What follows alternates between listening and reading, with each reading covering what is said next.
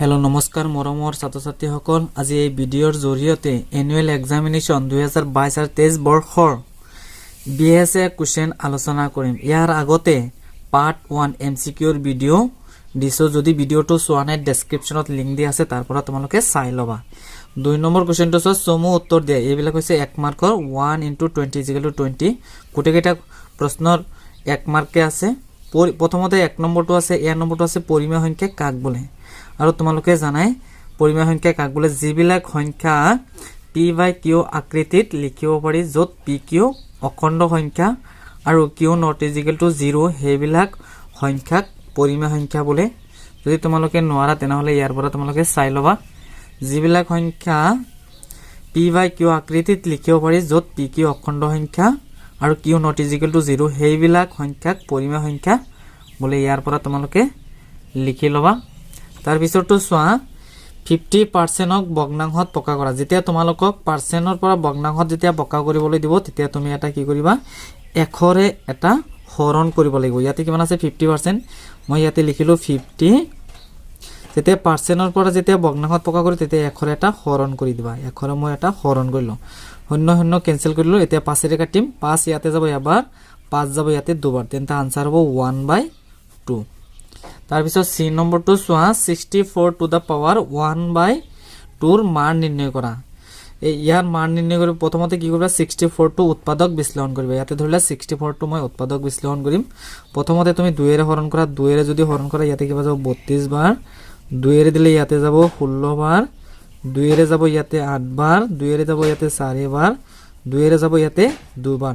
তেন্তে 2 কেইটা ওলাল, 1 2 3 4 5 6টা ওলাইছে। তেন্তে টু দা পাৱাৰ 6 ইয়া আকৌ ইয়াৰ লগত কি কৰিব লাগিব, পূৰণ কৰিব লাগিব 1/2। তেতিয়া 2 6 ৰ মাজত কেইবাৰ যাব, 3 বাৰ, মানে 2 কিউব। মানে তোমালোকে জানাই 2 কিউব মানে হৈছে 8। অলপ সৰুকে লিখি পৰৱৰ্তী কোৱেশ্চনটো চোৱা 100 মাত্ৰাযুক্ত এটা বহুপদৰ উদাহৰণ দিয়া। যিকোনো ধৰণৰ এটা 100 মাত্ৰাযুক্ত এটা বহুপদৰ উদাহৰণ দিয়া। মই ইয়াতে লিখি দিছো, ধৰি লোৱা 4x to the power 100 plus 5x। এটা 100 মাত্ৰাযুক্ত যিকোনো এটা বহুপদৰ হে উদাহৰণ দিব দিছে। যিকোনো এটা উদাহৰণ মই দিলো। আৰু তাৰ পিছত ই নম্বৰটো চোৱা px cx plus d c not equal to 0 cd বাস্তৱ সংখ্যা বহুপদটোৰ শূন্য নিৰ্ণয় কৰা। ইয়াৰ পৰা তাৰমানে তোমালোকক শূন্য হে নিৰ্ণয় কৰিব দিছে। তাৰমানে x ৰ ঠাইত কি বহুৱালে আসলে ইয়াৰ মান শূন্য হ'ব। ইয়াতে ধৰি লওক মই লিখিছো px is equal to cx plus d is equal to কি হ'ব 0, মানে আসলতে শূন্য নিৰ্ণয় কৰিব দিছে। সোয়া cx তাৰপিছত ইকুৱেল টু এই সংখ্যাটো হেহ লৈ যাব, ইয়াৰ আগত প্লাস আছে, ইফালে গলে মাইনাস d হ'ব। তাৰ পিছত x c আৰু x ৰ মাজত পূৰণ চিন আছে, ইফালে গলে কি হৈ যাব, হৰণ হৈ যাব, তেন্তে মাইনাস d/c। তেন্তে x ৰ মান হ'ব মাইনাস d/c। পৰৱৰ্তী কোৱেশ্চনটো চোৱা x square minus y square by 100 ৰ উৎপাদক বিশ্লেষণ কৰা।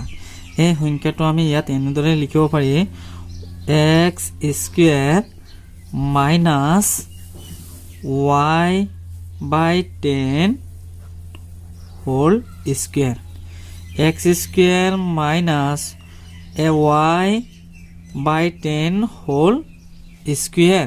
যেতিয়া আমি y যেতিয়া স্কয়াৰ কৰিম তেতিয়া y স্কয়াৰ পাম, যেতিয়া 10 যেতিয়া স্কয়াৰ কৰিম তেতিয়া 100 পাম।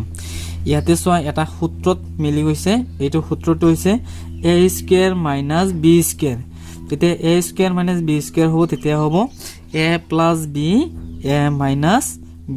এনেকে লিখিম x প্লাস y বাই 10 মানে a প্লাস b হল। এতিয়া লিখিম a মাইনাস b।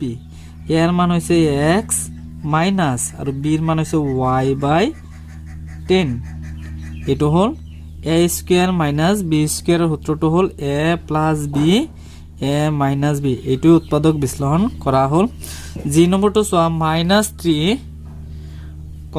4 বিন্দুৰ বুজ আৰু কুটি নিৰ্ণয় কৰিব দিছে। আৰু ইয়াতে হৈছে প্ৰথমটো x ৰ মান আৰু এটো হৈছে y এৰ মান। প্ৰথমটো হৈছে বুজ আৰু দ্বিতীয়টো হৈছে কুটি। বুজ হৈছে -3 আৰু কুটি হৈছে 4। তাৰ পিছৰ কোৱেশ্চনটো চোৱা px is equal to L x plus M বহুপদটোৰ x is equal to minus M by এলৰ মান শূন্য হয় নে নহয় পৰীক্ষা কৰিব দিছে এতিয়া এক্সৰ মান দিয়া আছে মাইনাছ এম বাই এল এইটো আমি ইয়াতে লিখিছোঁ চোৱা P X is equal to L x plus M ইয়াতে এক্সৰ মান দিয়া আছে মাইনাছ এম বাই এল ইয়াতে এক্সৰ ঠাইত P minus M by L equal to L into এক্সৰ মান আছে মাইনাছ এল এম তাৰপিছত প্লাছ এম এই এল এল কেনচেল কৰিব পৰা যায় থাকিল কি মাইনাছ এম প্লাছ এম এটাৰ আগত মাইনাছ আৰু এটাৰ আগত প্লাছ থাকিলে কি হ'ব 0 তেন্তে এক্সৰ মান মাইনাছ এম বাই এলৰ মান শূন্য হয় তাৰপিছৰ কুৱেশ্যনটো চোৱা x to the power 6 plus 2x to the power 5 minus 3x square plus x minus 3 বহুপদটোৰ মাত্ৰা কিমান ইয়াৰ পৰা তোমাক মাত্ৰা হে উলিয়াব দিছে মাত্ৰা মানে হৈছে সৰ্বোচ্চ ঘাত চলকৰ ওপৰত যেটো সৰ্বোচ্চ ঘাত হেতু হৈছে মাত্ৰা ইয়াতে এক্সৰ আটাইতকৈ ডাঙৰ ঘাতটো হৈছে বহুপদটোৰ মাত্ৰা ইয়াতে কিমান আছে 5 আছে 6 আছে ইয়াতে 5 আছে ইয়াতে 2 আছে যেটো আটাইতকৈ ডাঙৰ হেতু হ'ব মাত্ৰা ইয়াতে কিমান আছে 6 তেন্তে বহুপদটোৰ মাত্ৰা হ'ব 6 যে নম্বৰটো চোৱা 3 প্লাছ √3 হোল ইনটু 3 মাইনাছ √3 ৰ মান নিৰ্ণয় কৰা ইয়াতে এটা সূত্ৰ তোমাৰ সূত্ৰত মিলিব এটো হৈছে a plus b a minus b equal to a square minus b স্কয়াৰত লিখিব পাৰিবা তেন্তে ইয়াৰ মান হৈছে ধৰিলোৱা 3 আৰু b ৰ মান হৈছে √3 ইয়াতে ইয়াৰ মান হৈছে 3 আৰু b ৰ মান হৈছে √3 তেন্তে আমি লিখিব পাৰিম a square minus b square তেন্তে ইয়াৰ মান হ'ব 3 ৰ ওপৰত আমি এটা স্কয়াৰ দিলো তাৰ পিছত মাইনাছ b স্কয়াৰ মানে হৈছে √3 স্কয়াৰ ইয়াত চোৱা 3 স্কয়াৰ মানে হৈছে 9 আৰু এইটো কেনসেল যাব কিমান থাকিব অনলি এটা 3 থাকিব তেন্তে 9 ৰ পৰা 3 বাদিলে কিমান হ'ব 6 হ'ব